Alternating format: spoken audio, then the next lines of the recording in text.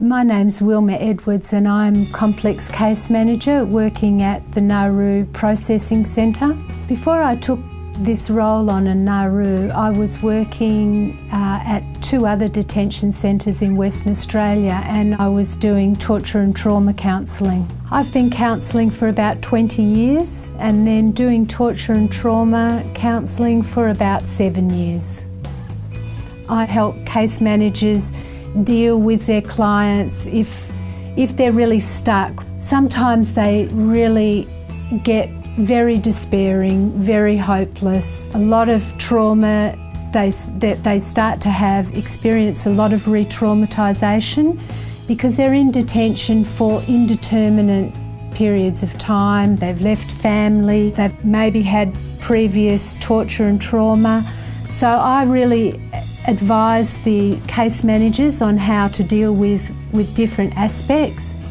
And I also go to different agencies where we discuss the mental health of clients and the best way forward with them. The main thing that really made me want to get involved was that I was going to be working for the Salvation Army. The Salvation Army brings history of working with disenfranchised people, marginalised people, but also it attracts people who have got that real compassion for others. Before I went over to Nauru, they gave us some very effective training because working on Nauru and working with asylum seekers can be an extremely stressful experience. And just getting ideas on how to manage that stress was a very good training session that we had before I left.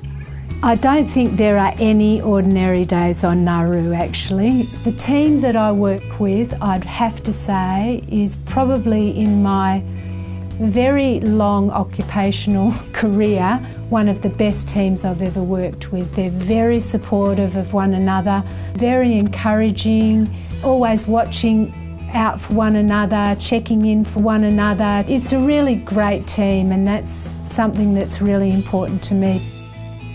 The asylum seekers also are just an amazing group of people. You hear stories of bravery, of resilience, of determination, of commitment that you just never encounter in normal life. I really wish the general public would hear some of those stories. Then they wouldn't be so, oh yeah, they're just queue jumpers, they're just illegal immigrants. These people, a lot of them are exceptional human beings.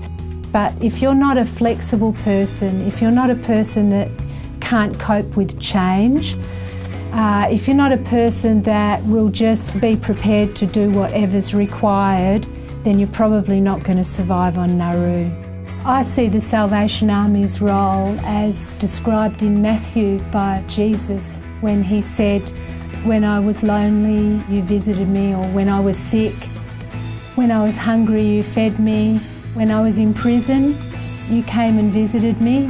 And to me, the Salvation Army's role is about providing the things that Christ has called us to do, to minister to the brokenhearted, to minister to the needy, to love the unlovable or the unloved. With the Salvation Army, with William Booth's call for salvation for humanity, I think that really comes through the respect for others, the love for others, the whole thing that every person has dignity, that they are valued. It's not just about changing other people's lives. I think one of the things that happens is that you change as well. So it's life-changing, it's rewarding, it's hard, and it stretches you. We don't grow out of a place of comfort. We really grow in a place that is difficult, in a place that stretches us. So I would encourage anyone that wants to grow but also wants to contribute and make a difference, come on down to Nauru or come on up.